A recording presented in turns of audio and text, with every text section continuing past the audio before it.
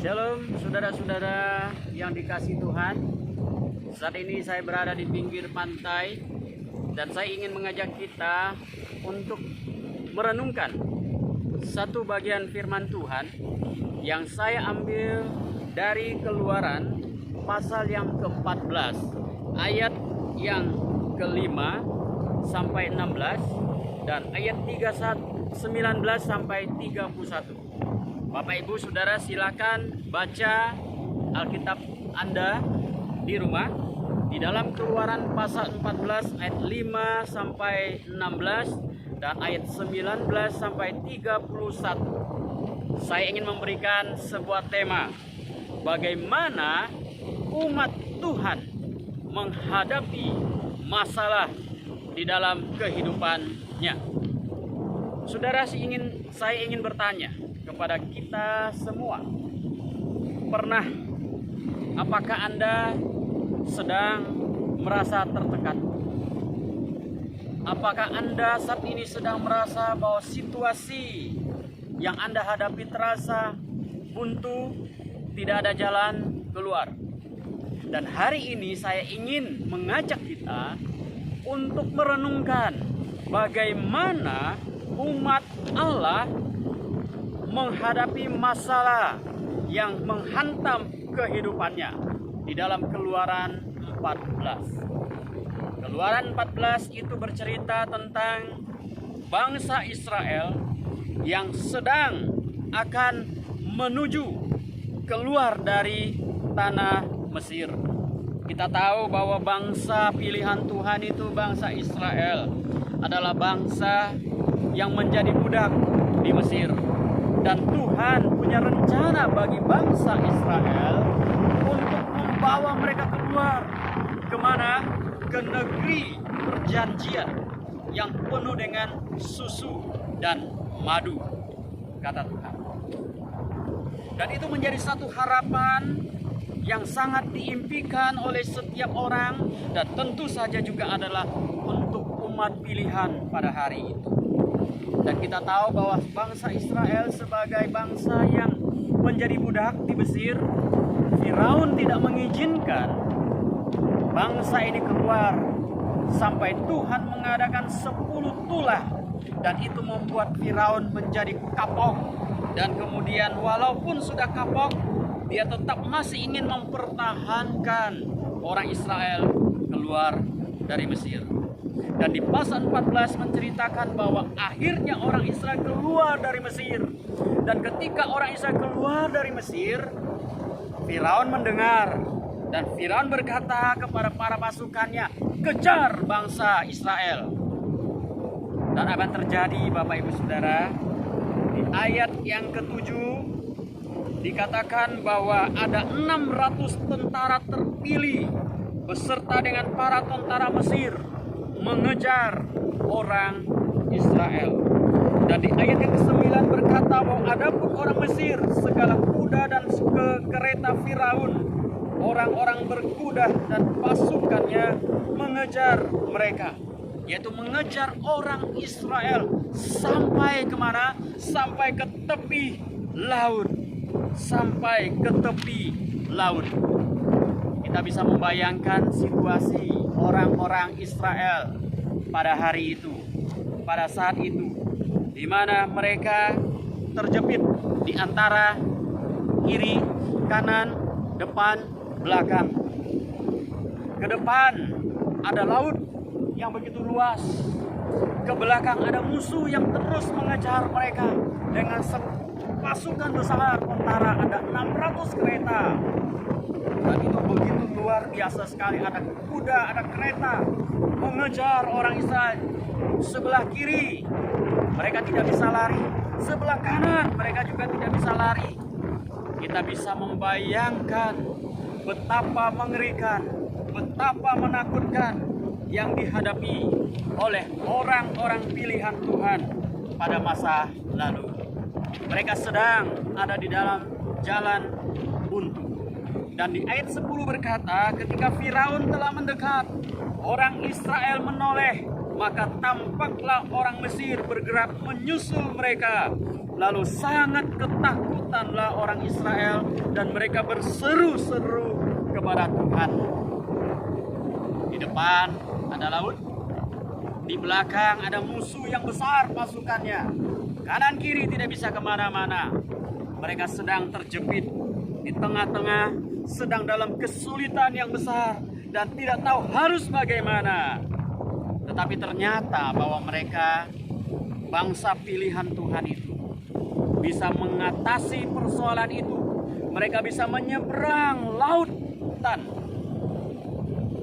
dan mereka akhirnya selamat. Bagaimana mereka bisa melewati masa-masa sulit, masa-masa yang penuh dengan tantangan, masa-masa yang penuh dengan penderitaan, tekanan, dan jalan buntu? Ada satu rahasia Bapak Ibu Saudara, yaitu mereka taat kepada perkataan Tuhan. Saya ulangi lagi, mereka taat kepada perkataan Tuhan. Tuhan berkata kepada Musa, Tuhan bilang kepada Musa, di tanganmu ada tongkat, ayat 16, dan engkau angkatlah tongkatmu dan ulurkanlah tanganmu ke atas laut dan belalah airnya, sehingga orang Israel akan berjalan dari tengah-tengah laut di tempat kering. Tuhan bilang, angkat tongkatmu Musa, belalah laut. Oh, Bapak Ibu Saudara, ini tidak mudah. Ini tidak gampang. Karena di depan lautan yang luas, di belakang ada musuh. Lalu Tuhan berkata, belalah laut. Oh, bagaimana mungkin? Ini hal yang tidak mungkin secara manusia. Tetapi di ayat yang ke-21 berkata, lalu Musa mengulurkan tangannya ke atas laut, dan semalam-malaman itu Tuhan menguakkan air laut dengan perantaran angin timur yang keras, membuat laut itu menjadi tanah kering. Lalu terbelahlah air itu. Luar biasa ayat ini. Musa taat kepada firman Tuhan, tetapi tetap Musa taat kepada perkataan Tuhan. Belahlah laut itu. Dia taat. Lalu kemudian setelah dia membelah, kemudian orang Israel disuruh majulah, jalanlah. Dan orang-orang Israel berjalan melewati laut yang sudah terbelah, di mana tanah kering mereka bisa melangkah. Dan itu tidak mudah. Itu membutuhkan iman dan ketaatan untuk melihat, untuk melangkah di tengah-tengah air laut yang terbelah. Tapi di sini kita melihat bahwa Musa taat kepada perkataan Tuhan. Belahlah laut itu dengan tongkat. Orang-orang Israel mendengarkan perkataan Musa, nyebranglah, dan nyebrang. Akhirnya mujizat terjadi. Mereka menyeberang sampai ke seberang. Orang-orang Mesir tenggelam di dalam lautan itu. Saudara sekalian, hari-hari ini kita sedang menghadapi situasi yang tidak mudah. Hari-hari ini kita menghadapi situasi yang sangat sulit. Sudah banyak orang hilang pekerjaan, sudah banyak orang dirumahkan, di PHK. Dan saat ini kita banyak orang yang berkhawatir tentang masa depannya, tentang keuangannya, tentang kehidupannya. Apa yang harus kami makan, apa yang harus kami minum nanti. Kita tidak tahu karena situasi hari ini, sejak ada pandemi COVID-19, telah menghantam kehidupan banyak orang.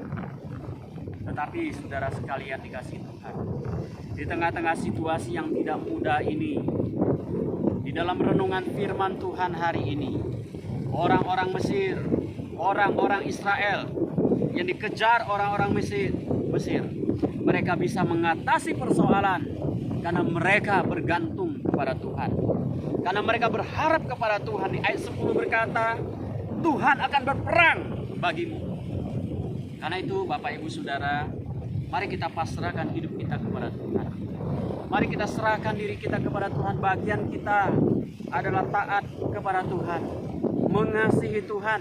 Saya percaya Tuhan tidak akan pernah meninggalkan kita. Saya percaya Tuhan akan memelihara akan sanggup menolong, memelihara hidup kita jika kita berjalan sesuai dengan perintah Tuhan.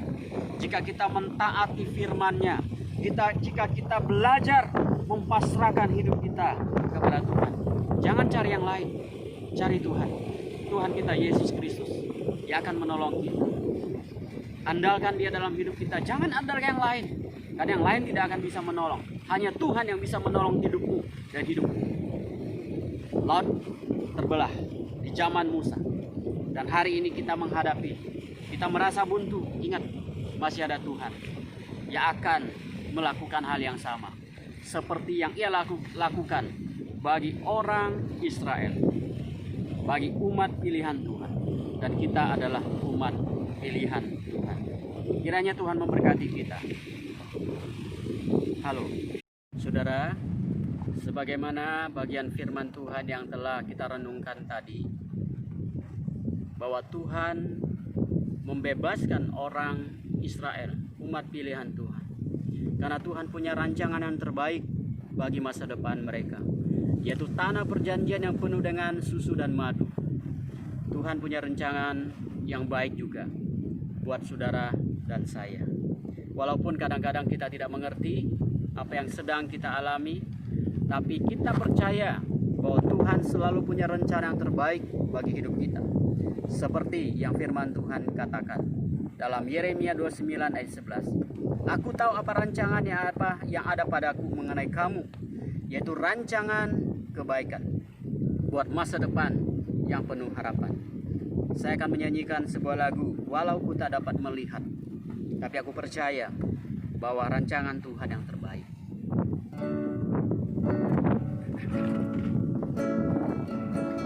Sadar tak semua dapat aku miliki di dalam hidupku, hatiku